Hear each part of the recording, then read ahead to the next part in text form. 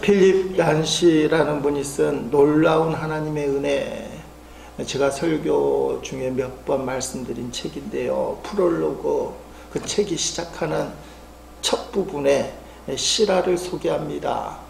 필립 얀시 목사님하고 어떤 분이 친구라고 하는데 대화를 하는 겁니다. 그 친구분이 하는 이야기예요.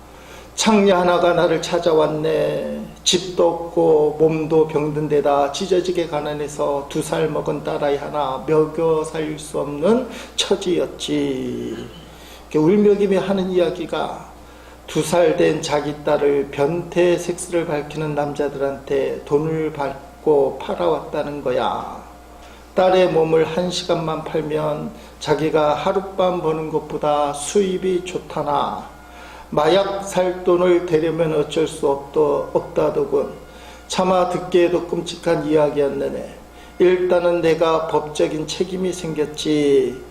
아동학대 사례는 무조건 신고하도록 되어 있으니까 그 여자에게 뭐라고 말해야 할지 모르겠더군. 교회에 가서 도움을 받아볼 생각은 안 해봤냐고 겨우 물어봤지. 그때 그 얼굴에 스쳐 지나가던 충격 어린 표정은 평생 못 잊을 것세. 교회요? 거긴 뭐하러 가요? 안 그래도 충분히 비참한데 가면 그 사람들 때문에 더 비참해질 거예요. 그 내용을 써놨어요. 놀라운 하나님의 은혜라는 책에서 이 내용을 가장 먼저 쓴 이유가 뭘까? 그 친구분이 정확하게 목사님인지 어떤 분인지는 몰라요. 그 내용들이 한국의 입장에서 보면 충격적인 이야기들이긴 한데 결정적인 이야기는 이 상담하는 목사님인지 친구분이 교회에 가면 당신을 위로해주고 도움을 주지 않겠습니까? 교회를 한번 찾아가세요. 근데 이 여자가 교회를 어떻게 생각을 합니까? 지금 살아가는 것도 너무 비참한데 교회까지 가게 되면 이게 문제예요. 교회까지 가게 되면 더 비참해진다. 그냥 우리가 생각하기에는 교회 가면 위로를 받고 교회 가면 도움을 얻을 것 같은데 이 여인의 입장에서는 나 같은 사람이 교회 가면 더 비참해진다. 참 말이 안 되는 이야기지만 고개를 끄덕일 수밖에 없는 현실이 가슴을 아프게 합니다. 교회 하면 사랑이 있는 곳, 은혜가 있는 곳, 위로가 있는 곳. 근데 세상 사람들의 생각이, 특별히 상처 입은 사람들, 세상에 비참한 사람들이 교회를 바라볼 때에 교회가 그런 곳이 아니구나, 그런 생각을 한다는 것입니다. 우리 교회에 이런 여인이 온다면 우리는 정말로 그분들을 위로해 줄 수 있을까? 우리 교회에는 사랑이 많을까? 제가 가끔씩 하는 얘기 실하니까 이것도 오래된 이야기예요. 10년 뭐 더 넘은 이야기인데 제가 부산에서 부목사로 사역할 때에 그 교회에서는 이 행여자 무료 아침 급식, 그게 중요한 사역이었어요. 심해 버겨워도 교회 재정이 안 돼도 행여자 무료 아침 급식을 하고 있는데 이게 그래도 하나님의 은혜, 하나님의 축복의 통로가 된 거예요. 교인들도 좋아하고 지역에서도 인정받고 무료 급식하는 데는 이 지원을 받고 하는 곳에서는 행여자들이 오히려 큰 소리를 쳐요. 니네 우리 때문에 이런 사업하면서. 근데 교회는 그런 거 지원 안 받고 순수하게 섬기니까. 그래서 어느 행가 여름 성경학교 때 선생님들이 어린이들을 아침 무료 급식할 때 섬기게 하자. 그렇잖아. 얘들에게 훈련을 해서 행여자분들 식사하는 거 돕도록. 그분들 중에는 몸이 불편하신 분들도 있고 나이 드신 분들도 있고 해서 애들이 도와주는 거. 거의 결정을 했는데 한 분이 좀 더 심한 얘기를 했는데요. 이게 심하다는 표현이 좀 그렇긴 하지만 이왕이면 섬길 뿐만 아니라 그분들하고 같이 아이들하고 식사를 하는 건 어떻습니까? 답은 아시잖아요. 그 회의에 참석하고 어린이부 교사들이 대부분이 부모님들이에요. 부모된 입장에서는 자기 자식을 행여자를 섬기는 훈련은 참 유익하다. 그건 필요하다. 얘에게 도움이 된다. 그런데 냄새가 펄펄 나는 뭔가 이렇게 딱 봐도 밥맛이 안 생기잖아요. 행여자분들이. 걔네들 그분들하고 얘네 우리 애를 같이 식사하게 하는 거는 좀 생각을 해야 된다. 뭐 왜 그런지 모르겠어요. 뭐 다른 이유를 대겠죠. 그 이유를 대는 사람은 사실 없지 않습니까? 다른 이유를 대겠지만 어떤 면에서 느끼는 그 결정을 하지 못한 핵심 사항이 섬기는 건 괜찮아요. 좀 떨어져서 함께 하는 거는 깨름직해요. 교회들이 다 사랑의 교회, 은혜가 넘치는 교회, 누구든지 환영합니다. 수고하고 무거운 짐 진 자들아 다 내게 오십시오 해놓고는 실제로 행여자들이 발붙이기가 힘든. 그래서 행여자들이 모이는 교회도 행여자들만 모이는 예배를 따로 드리는, 이게 현실이라는 거예요. 우리는 답을 알고 있어요. 예수님이 그 모습 보면 인상을 딱 쓰면서 이놈들아. 근데 우리의 신앙이, 우리의 삶의 모습이 머리로는 아름답고 추상적으로는 참 사랑이 많지만 현실에 딱 들어가면 이런 모습들이 상당히 많다는 겁니다. 세상 사람들이 교회를 바라볼 때에 정말 사랑으로 충만하고 누구든지 받아들일 수 있는 교회, 우리가 절대로 포기할 수 없는 이 목적이에요. 일본의 나가노 마키라는 목사님이 계셨습니다. 이 목사님이 젊은 목사님이신데 신학을 하고 목사 안수를 받자마자 옛날 이야기니까 텐트를 탁 치고, 한국교회도 60년대 뭐 이렇게 텐트 치고 개척을 했는데요. 일본이 교회가 안 되기로 유명한 교회예요. 유명한 지역입니다. 석 달, 6개월, 1년 지났는데도 교인이 3명밖에 없어요. 목사님, 사모님, 애. 5년이 지나도 그 모양이었어요. 근데 이 나가노 목사님이 포기하지 않았습니다. 하나님이 세워주신 교회니까 하나님이 책임져 주시겠지. 일본에서 이 나가노 목사님이 5년 동안 교인 없이 가족들만 데리고 목회한다는 소문이 이제 퍼지기 시작하는 거예요. 어느 날 주일 저녁 집회에 드디어 기다리던 첫 번째 교인이 딱 들어온 거예요. 싹 마른 어떤 청년 하나가. 나가노 목사님 너무 기쁜 거예요. 5년 만에 생긴 결실이기 때문에 예배를 정성껏 같이 드리고 저녁 식사를 집에 이 청년을 데려다가 식사 대접을 하는데 밥상을 차리고 먹는 가운데 말입니다. 갑자기 이 청년이 우웩우웩 하더니 피를 토하는 거예요. 폐렴에 걸리는 환자입니다. 그 당시에 폐렴 환자는 일반 사람들하고 밥을 먹을 수가 없어요. 전염이 되기 때문에. 지금이야 많이 좋아지고 폐렴이 큰 병은 아니지만 피를 탁 각혈을 쏟아낼 때에 이 나가노 목사님 순간 갈등을 느낀 거예요. 확 쫓아내버릴까. 누가 와도 폐병 환자인데. 근데 마음을 싹 가다듬고 하나님께서 보내주신 첫 번째 교인, 피를 다 걸레로 닦은 다음에 상을 다시 잘 차려서 이 청년을 대접을 한 겁니다. 근데 이 청년에게는 기구한 사연이 있었어요. 유명한 정치인의 사생아. 그런 환경에서 자라서 신학교에 갔는데 폐렴에 걸렸으니까 학교에서는 강제 휴학을 시킨 거예요. 교회를 다녔는데요, 폐렴이 전염병이니까 우리 교회도 그럴 수밖에 없을 거예요. 당신이 교회 나오면 다른 사람들이 문제가 생기니까 잠깐 교회를 나오지 마세요. 나으면 나오세요.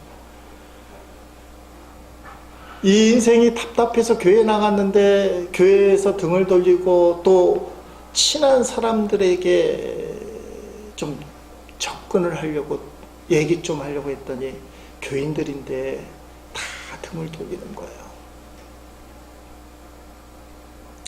이 청년이 교회가 밉고 세상이 미웠어요. 자살하기로 작정을 하고 자살하려고 하는데 이 나가노 목사님 이야기를 들은 거예요. 5년 동안 교인이 없는데도 꿋꿋하게 교회를 지키고 사랑이 많으시다, 뭐 이런 소문이 나서 죽기 전에 한번 나가노 목사님 만나보고 그 목사님이 자기가 생각하는 교회 있잖아요, 우리가 생각하는 교회, 사랑이 많고 나를 품어주는 그런 모습으로 나를 환대를 해주면 한번 소망을 가져보자.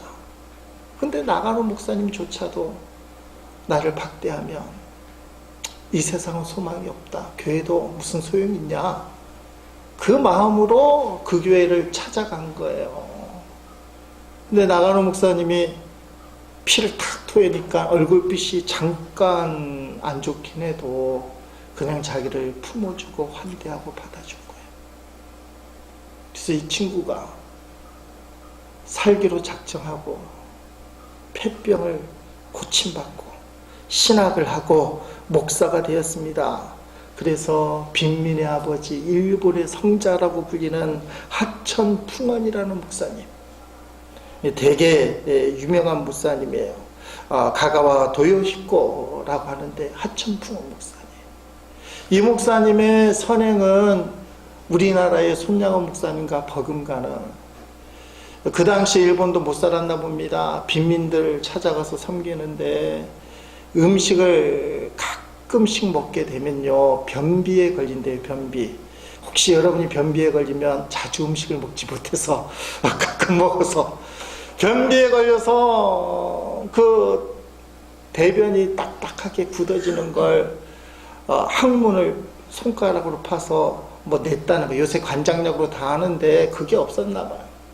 더 심한 말도 있는데 돌처럼 너무 굳어서 손가락으로 안 대면 거기다가 입을 대서 침으로 녹였다, 표현이 그렇게 돼 있는데 뭐하라고 그런지 모르겠어요. 그렇잖아요. 좀 뜨거운 물로 하면 되는데 하천풍원 목사님이 그 변비 걸린 딱딱한 사람들, 뭐 어른도 했는지 모르겠어요, 입을 대고 침으로 녹여서 그것을 뚫어주고 그렇게 섬겼다는 겁니다.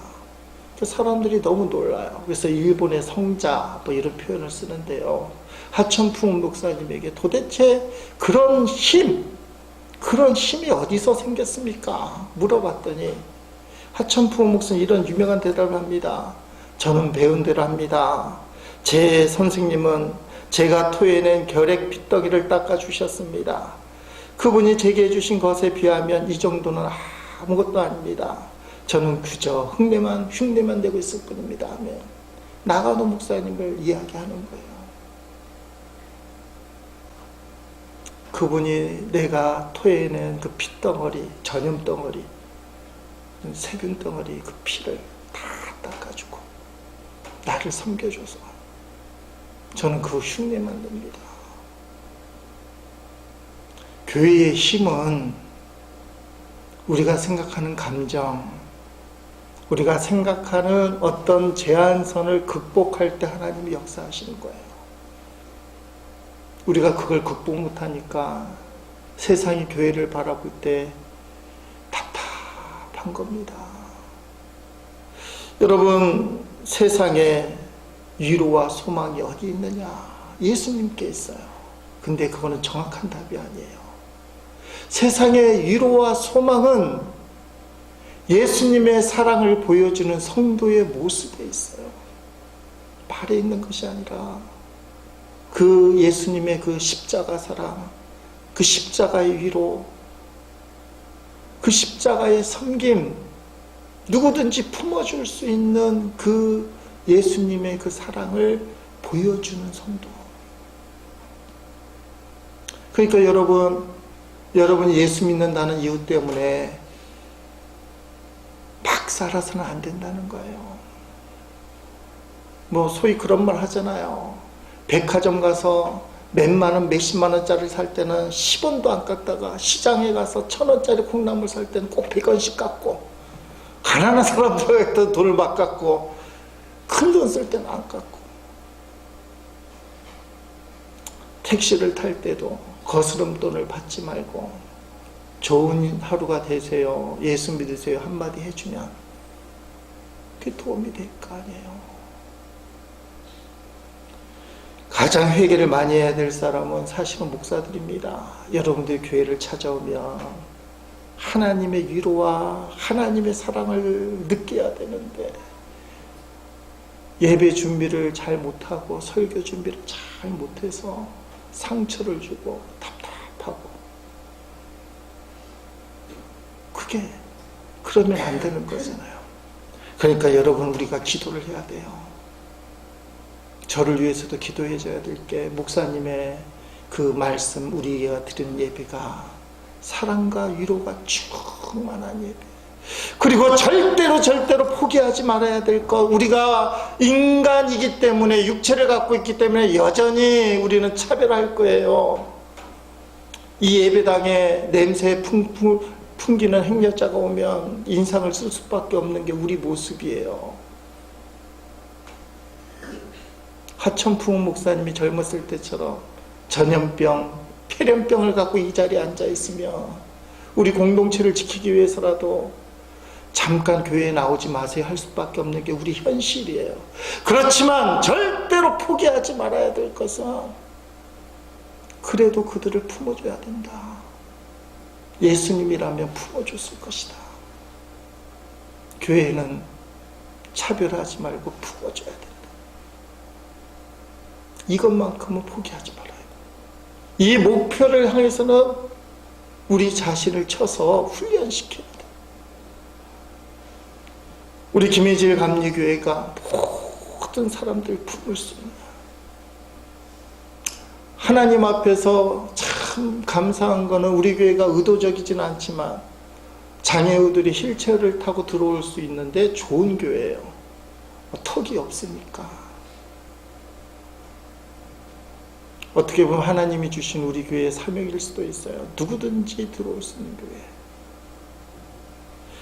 여러분, 교회는 위로받아야 될 교회, 여기서 우리가 사랑을 느껴야 될 교회. 여러분들 마음속에 하나님의 위로, 하나님의 사랑을 강구하길 원합니다. 그럼 위로가 임하고 사랑이 임하는 거예요. 위로와 사랑이 임하지 않는 마음은 뿔난 마음, 작정하고 뿔을 내기로 오면 어떤 위로와 사랑을 전해도 그 마음속에 위로와 사랑이 안 들어가요. 주님을 향해 마음이 열려 있어야 돼요. 그 열린 마음을 통해서 하나님의 사랑과 위로가 들어가고, 하나님의 사랑과 위로가 우리 마음속에 들어오면 그 사랑과 위로를 우리가 뿜어낼 수 있어요. 그래야 교회가 사랑이 있는 교회, 위로가 있는 교회가 돼요. 따라합시다. 내 마음속의 뿔을 제거하여 주옵소서. 그게 은혜의 방해 요소예요. 오늘 본문 말씀을 보니까 사도 바울이 아시아에서 엄청난 고난을 받았다. 8절과 9절 말씀에 살소막이 끊어졌다. 심한 고난을 받아서 사형 선고를 받았다. 당연히 사도 바울이 얼마나 기도했겠습니까? 사형 선고를 받은 이 상황에서 하나님 앞에 기도하는데 하나님 응답해 주십니다. 그게 9절 말씀이에요. 9절 말씀에 보니까 이런 표현이 있지 않습니까? 우리는 우리 자신이 사형 선고를 받은 줄 알았으니 이는 우리로 자기를 의지하지 말고 오직 죽은 자를 다시 살리시는 하나님만 의지하게 하심이라며. 왜 내가 죽게 되었을까를 놓고 하나님 앞에 기도하는데 하나님이 말씀을 주셨는데요, 이건 살려주겠다는 말씀이 아니라 살려주는 방법을 가르쳐 주시는데, 위대한 사도 바울도 성경 말씀을 보면 좀 고집이 있었잖아요. 마게도냐로 가라고 하면 처음부터 가야 되는데 3번이나 안 가겠다고 고집 피우고 육체의 가시를 놓고도 3번이나 하나님 앞에 빼달라고 기도하다가 너가 약한 가운데 강함이라 그 말 듣고서 내려놓는 게 사도 바울이에요. 그러니까 사도 바울도 우리하고 비슷해요. 고집쟁이. 자기는 옳다고 생각했지만 때로 하나님 뜻을 어겼어요. 근데 그걸 떠오르는 거예요. 더 이상 너 자신만을 의지하지 말고, 아니 사도 바울도 말입니다. 목회를 하고 신앙생활 하는데 자기 자신만 의지하는 경향이 있었던 거예요. 그랬더니 하나님이 그거 하지 말고 하나님만 의지하라, 그 말씀을 주셔요. 이게 사랑의 말씀이에요. 우리를 견책하는 말씀. 하나님이 무조건 잘한다만 이렇게 하시는 분이 아니고요, 때로는 우리의 잘못을 돌이키기 위하여 우리를 때로는 아프게 야단도 치셔요. 그걸 들을 수 있는 사람이 성숙한 사람이에요. 성숙한 사람. 어린아기는 좋은 말만, 용돈만 주고 사랑한다고만 해야만 좋아하지만 이제 나이가 먹고 크면 야단 맞는 훈련을 해야 돼요. 내가 뭘 잘못했는가. 그 하나님이 내게 말씀하시는 그 야단의 말씀이 주님의 나를 사랑하는 말씀, 나를 살리는 말씀. 이 정도 신앙에 가야 됩니다. 그래야 믿음이 성숙해져요. 가만히 마음을 정하고 하나님 앞에 기도하면 주의 음성을 내가 들으니 사랑한단 말일세. 믿는 마음으로 주께 가오니 나를 영접하소서. 그렇게 우리가 찬양해요. 나를 사랑한다는 말씀 속에는 나의 잘못을 고치기 위한 주님의 애씀이 있어요. 야단도 있어요. 여러분, 그게 사는 길이에요. 물에 빠진 사람이 지푸라기라도 잡아야 산다고 하지만 지푸라기 잡으면 죽잖아요. 생명의 줄, 최소한 우리 육신을 끄집어내는데 끊이지 않는 튼튼한 줄, 그게 생명줄이에요. 사도 바울은 고린도 후서를 시작하면서 자신을 사형 선고에서 살려주신 하나님을 한마디로 위로의 하나님, 오늘 우리가 읽은 이 9절 말씀 속에 위로라는 단어가 엄청나게 많습니다. 10번 정도가 있어요. 10번. 위로의 하나님. 위로의 하나님을 한마디로 얘기하면 죽을 수밖에 없는 사람을 살려주신 하나님, 죽었던 사람도 살려주신 하나님, 그 하나님이 능력의 하나님, 위로의 하나님, 우리의 근본 문제를 해결해 주신 하나님. 세상은 우리의 근본 문제를 해결하지 않아요. 눈에 보이는 현상은 잠깐 없애줄 수 있고 일시적인 쾌락은 줄 수 있지만 진짜 문제 해결을 세상은 하지 못해요. 누가복음 7장에 보면 나인성 가부 이야기가 나와요. 나인성이라는 동네에 독자를 갖고 있던 가부가, 그 독자 아들이 죽었어요. 장례를 치르는데 말할 수 없는 안타까움과 비참함이 장례식장에 흘러가는 거예요. 출산을 합니다. 하나뿐인 아들을, 장성한 청년을 묘지에 묻으려고 동네 밖으로 나가는데 멀리서 어떤 일행이 와요. 예수님이 일행, 제자들과 함께. 예수님이 이 가부를 보시고 불쌍히 여기셔서 울지 말라. 그렇게 말씀을 하시는 거예요. 여러분, 우리가 이런 슬픔을 당한 여인을 볼 때 요새는 뭐라고 얘기하냐면 마음껏 우세요. 우셔서 마음을 푸시라죠. 그냥 차갑게, 이미 죽은 아들 어떡합니까? 그 아들 예수 믿었으니 천국 갔으니 잊어버리세요. 하나님이 다 책임져 주십니다. 하나님에 맡기고 이제 힘을 내세요. 이게 안 들어가요. 마음껏 우세요. 손잡고 같이 울어주면 되는데, 근데 예수님이 단호하게 울지 마라. 예수님이 이런 분은 아니에요. 예수님의 친구 나사로가 죽었을 때는 성경에서 가장 짧은 구절, 예수님이 우셨더라. 우시는 분. 근데 예수님이 울지 말라고 하는 말씀에는 이유가 있습니다. 왜냐하면 그 아들을 살려주기 때문에. 누가복음 7장 13절 15절 말씀에 주께서 가부를 보시고 불쌍히 여기셨습니다. 예수께서 아이의 어머니에게 말씀하셨으면 울지 마라. 그리고 관에 손을 대시니 관을 메고 가던 사람들이 걸음을 멈추었습니다. 예수님께서 말씀하셨습니다. 소년아, 내가 내게 말한다. 일어나라. 그러자 죽었던 사람이 일어나 앉아서 말하기 시작했습니다. 예수님께서 그를 어머니에게 보냈습니다. 아멘. 여러분, 이런 기적이 어디서 가능합니까? 예수님이 죽었던 이 아이를 살려낸다는 거예요. 세상은 살려낼 수 없지만 예수님은 죽은 자를 다시 살려주시는 분이에요. 예수님은 우리를 사랑하시는 분이에요. 그래서 예수님이 만져주시고요, 예수님이 말씀만 하시면 기적이 일어나는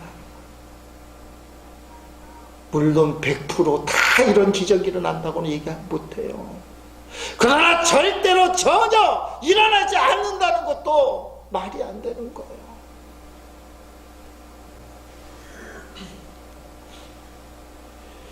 바울은 죽을 뻔했다가 살아났어요. 사형 선고를 받았는데 살아났어요.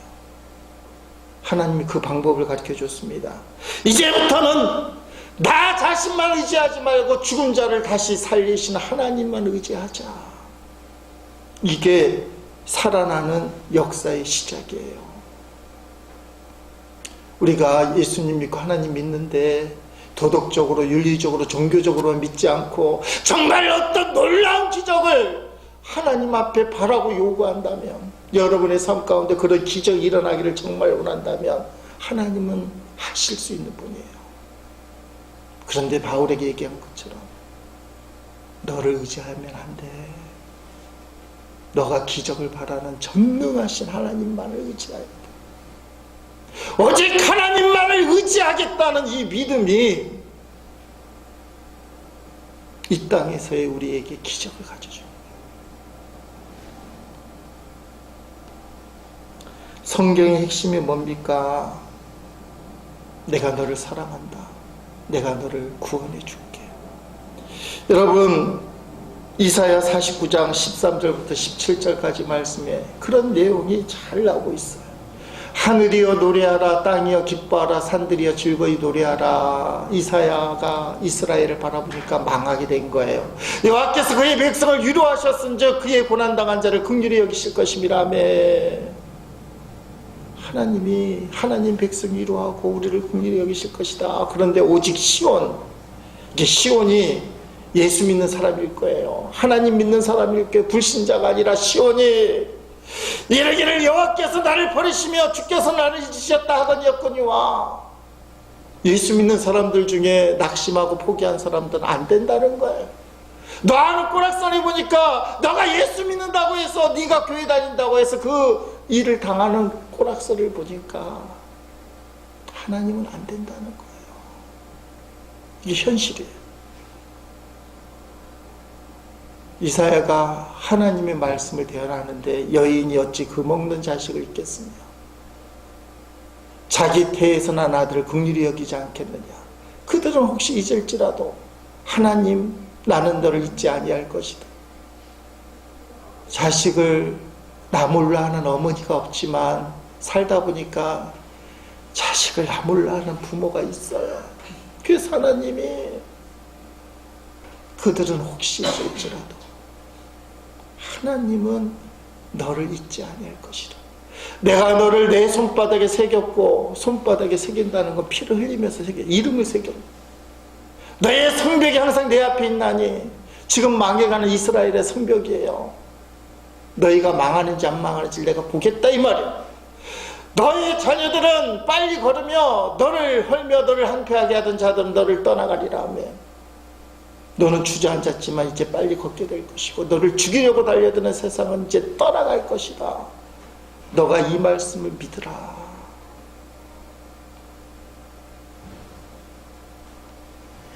우리를 절대로 포기하지 않겠다는 거예요. 이게 성경 말씀이에요. 오늘 우리가 어떤 사람인가? 여러분, 근데 중요한 사실이 있는데요. 하나님을 아버지라 부르는 사람들에게만 해당되는 거예요.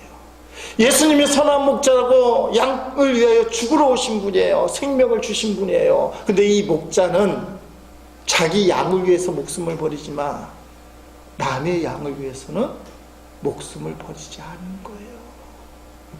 제가 김씨 가문에 양을 지키는 목자라서 내 양을 지키기 위해서는 곰이 달려도 싸우고 사자가 양을 채가면 쫓아가서 사자 이빨을 벌려서 양을 끄집어냈다. 구약 성경에 다윗이 그렇게 했대요. 왜냐하면 내 양이니까 이건 지켜야 돼. 김씨 가문의 양은. 근데 저기 이씨 가문의 양이 졸졸졸졸 지나가요. 저러면 안 되는데 낭떠러지인데 가서 가지 말라고 하고 양 가지 말라고 그래요. 근데 사자가 이씨 가문의 양을 채가요. 쫓아가기는 하지만 이빨을 벌리고 끄집어낼 마음은 사실은 없어요. 제가 이씨 가문의 목자가 아니니까. 성경 말씀을 잘 보면요, 다 내 양을, 내 민족, 내 자식,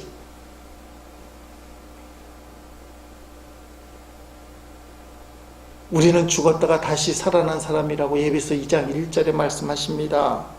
그는 허물과 죄로 죽었던 너희를 살리셨도다. 그렇게 말씀하셔요. 예수님이 십자가에 죽으심으로 저와 여러분을 구원해 주셨습니다. 하나님 우리를 너무 사랑하셔서 우리를 살리기 위하여. 근데 조건이 있어요. 예수님을 믿는 사람, 예수님의 양이 된 사람, 그 사람이 구원받는 사람이에요. 그 사람이 다시 살아나는 사람이에요. 그 사람이 지금 죽어도 천국 가고 영생 복락을 누리는 사람이에요. 허물과 죄로 죽었던 너희를 살리신 것, 예수님이 나의 구주가 된다고 고백하는 사람들. 사도 바울이 이 놀라운 경험을 했어요. 내가 사형 선고를 받고 죽을 수밖에 없었는데 나만 의지하지 말고 죽은 자도 다시 살리신 하나님을 의지하자. 그리고 하나님만 붙들고 기도해서 살아났는데, 이 표현을 오늘 본문에 보니까 위로하시는 하나님. 근데 좀 생각을 해봤어요. 왜 하나님이 나에게 이런 은혜를 주셨을까? 왜 이런 위로를 주셨을까? 찾다가 그 깊은 뜻을 찾았는데 4절 말씀이 나와요. 우리의 모든 환난 중에서 우리를 위로하사 위로를 받았어요. 다시 살아났어요. 우리로 하여금 하나님께 받은 위로로서 모든 환난 중에 있는 자들을 능히 위로하게 하시는 이시로다. 아멘. 이 위로를 받았는데 나도 위로하게 한다는 거예요. 세계적인 전도자 빌리 그레엄 목사님이 소천하셨잖아요. 그분이 이 본문을 빗대서 이런 얘기를 했습니다. 하나님께서는 단지 우리를 위로하기 위해서 우리를 위로하시는 것이 아니라 우리로 하여금 위로자가 되도록 남을 위로하도록 하시기 위해서 우리를 위로하신다. 아멘. 당신을 구원하신 것은 당신 혼자 구원받는 것이 아니라 남을 구원하도록, 당신이 복을 받은 것은 당신 혼자 복을 받는 것이 아니라 다른 사람이 복을 받게 하기 위해서.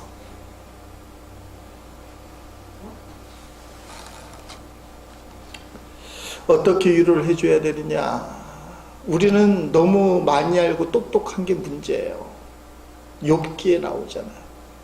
동방의 의인 부자였던 욥이 고난을 당합니다. 10명의 자식이 하루아침에 죽고 엄청난 재산을 하루아침에 뺏기고 자신은 말할 수 없는 피부병에 걸려서 잿더미에 앉아서 기와덩어리로 머리에서 발끝까지 긁어요. 손톱으로 긁으면 안 되니까 날카로운 기와덩어리를 갖고 막 긁고 그 모양을 바라보고 있는 몸을 썩고 같이 살았던 마누라 부인은 네가 그럴 바에는 하나님을 차라리 욕하고 죽는 게 낫지 아직도 하나님을 믿는다고 타령하냐, 하나님을 욕하고 죽으라 하고는 집을 나가버렸어요. 이게 동네에 소문이 안 날 수가 없어요. 전국에 소문이 났어요. 욥이라는 동방의 의인이 하나님 그렇게 잘 믿는 사람이 절친 3명이 쏜살같이 달려옵니다. 엘리바스, 빌다, 소발이 찾아와서 왔는데 말로 표현할 수 없는 고난, 절망에 있는 욥을 위로할 수가 없어서 일주일 동안 말도 못해요. 이게 정상이잖아요. 아무 말도 못해요. 생각해보세요. 아들 10명 장례 치료를 해야 되고 마누라는 도망가고 본인은 피부병에 걸려 앉아있고 무슨 권면을 해요? 위로를 해요? 가만히 입을 다물면 좋은데 성경에 일주일 만에 엘리바스, 빌다, 소발이 입을 여는데 한마디로 얘기하면 너가 믿음이 좋긴 하지만 하나님 모르게 너 몰래 지은 죄 때문에 하나님은 절대로 이유 없이 벌 주는 분 아니거든. 너 분명히 죄가 있어서 벌 받는 거야. 처음에는 부드럽게 갔는데요, 욥이 아니라는 거예요. 아무리 생각해도 이게 3번에 걸쳐서 토로를 하는데 화가 이만큼 나는 거예요. 처음에는 부드럽게 얘기하지만 말귀를 못 알아들으니까 일주일 동안 참았던 친구들이 막 얘기할 거 아니에요. 그들이 잘못했어요. 하나님이 나중에 욥을 축복하실 때 가서 그들을 용서해 주라. 죄짐자 이러려니 생각하고 우리는 그 생각으로 남을 판단하고 위로한답시고 위로를 하는데 그걸 가슴을 오히려 쑤셔야 돼요. 위로는커녕 더 큰 상처를 더 갖다 줘요. 따라합시다. 차라리 말을 말자. 일주일 동안 입을 다물었다면 끝까지 울어줬으면 좋겠어요. 판단하고 가르치려고 했기 때문에. 저도 지난 주간에 이 판단하는 게 얼마나 교만인지를 깨달았어요. 목사님들 모임에서 어떤 목사님이 손이 너무 늙은 거예요. 저하고 딱 비교했더니 제가 너무 이쁘고 젊은 거예요. 그래서 그 목사님 손 막 얘기했는데 근데 그 목사님 나름대로 이유가 있어요. 투석하시는 목사님인데 제가 깜빡한 거예요. 또 어떤 목사님 설교에 대해서 이 목사님 설교는 이렇다 저렇다, 근데 하나님이 막 치시는 거예요. 너가 얼마나 교만한지 아느냐. 너가 목사가 돼갖고 생각나는 대로 할 말을 막 하면 어떡하게 돼.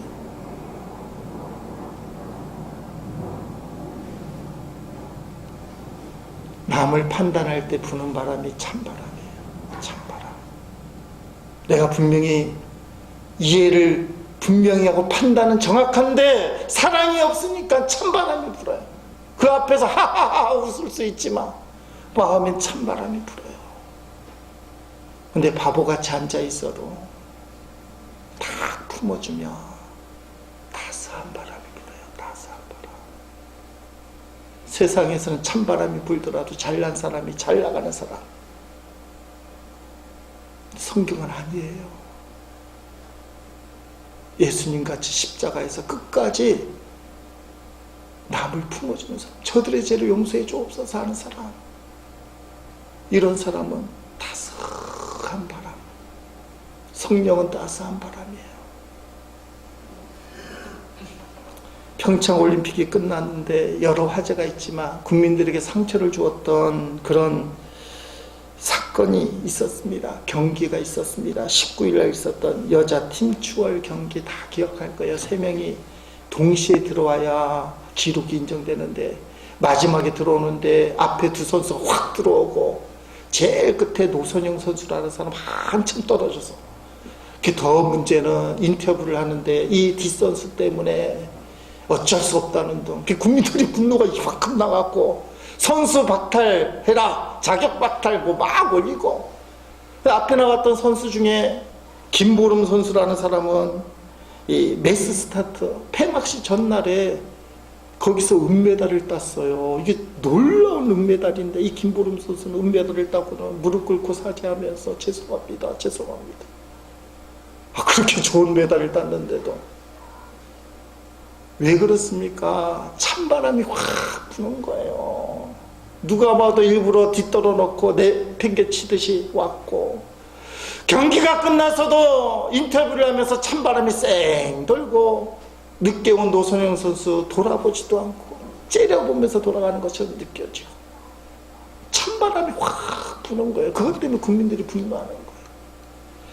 그런데 여러분 그 와중에서도 노선영 선수에게 다가가서 위로해주고 격려해준 사람 네덜란드 출신의 박대용 코치 이게 스피드 스케이팅 코치인데 이 사람이 노선영 선수에게 다가가서 위로해주고 격려해주는 거 국민들에게서 박대용 코치를 고맙게 생각해요. 저가 봐도 고마운 거예요. 왜 그렇습니까? 따스한 바람이 부니까. 예수 믿는다고 하는 사람들 저와 여러분 다른 사람이 왔을 때 찬바람이 부는 사람 참 똑똑하기는 한데 말은 잘하는데 앞뒤는 잘 가리는데 찬바람이 부는 사람 좀 바보 같아도 따스한 바람이 부는 사람 그런 사람 되기를 바랍니다. 지난해 11월 1일 날 강원도 춘천 의암호에서 자동차 추락 사고가 있었습니다. 하필 제 결혼 기념일 날이에요. 오후 4시에 어떤 승용차 하나가 의암호로 탁 빠졌어요. 차가 물속에 빠져나올 때 차 속에서 어떤 50대 아주머니가 보이는 분이 나오더니 살려달라고 호적거리면서 함께 물속에 빠져들어가는 거예요. 그때 20명쯤이 그 근처에 있었는데 사람들이 119에 신고를 할 때에 고등학교 3학년 만 18세 남자 고등학교 3명이 그 물속에 뛰어들어갔어요.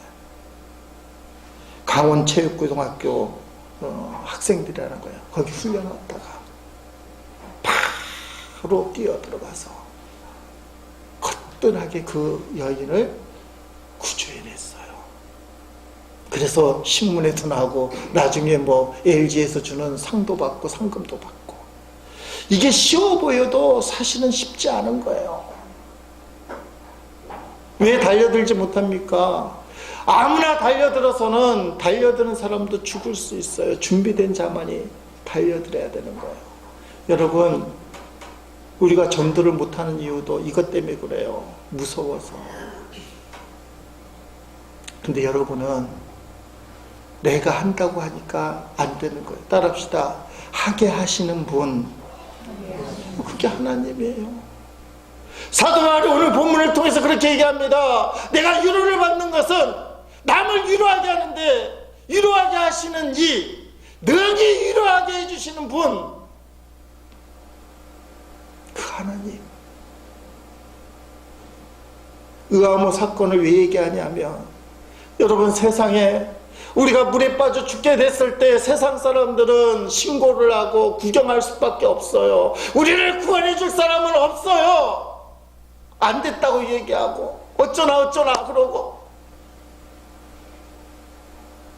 근데 우리를 위하여 실제로 물속으로 뛰어드시고 그 새 학생은 스스로의 몸은 건사했지만 자기 몸을 죽으면서까지 살려주신 분이 누굽니까?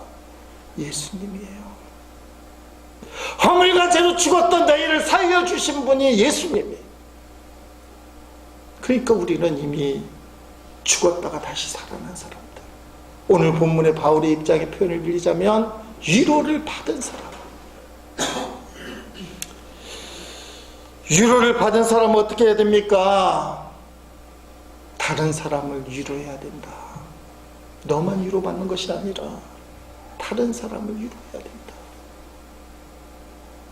나의 힘으로, 나의 능력으로, 나의 자격으로 내 이체 많은 사람이, 이렇게 자격 없는 사람이, 흠이 많은 사람이 무슨 위로합니까? 아니에요. 능히 너희를 위로하게 하시는 분은 하나님이에요. 내가 아니라. 오늘 성찬을 하게 됩니다.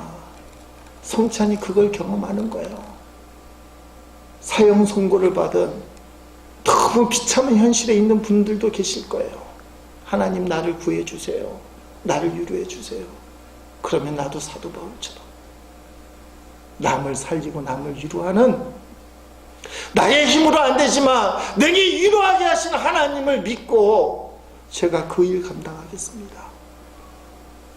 하나님, 먼저 나를 위로해 주시고 내가 남을 능히 위로해 줄 수 있는 하나님의 손길이 되게 하옵소서. 그런 고백으로 성찬에 참여하기를 주님의 이름으로 축원드립니다.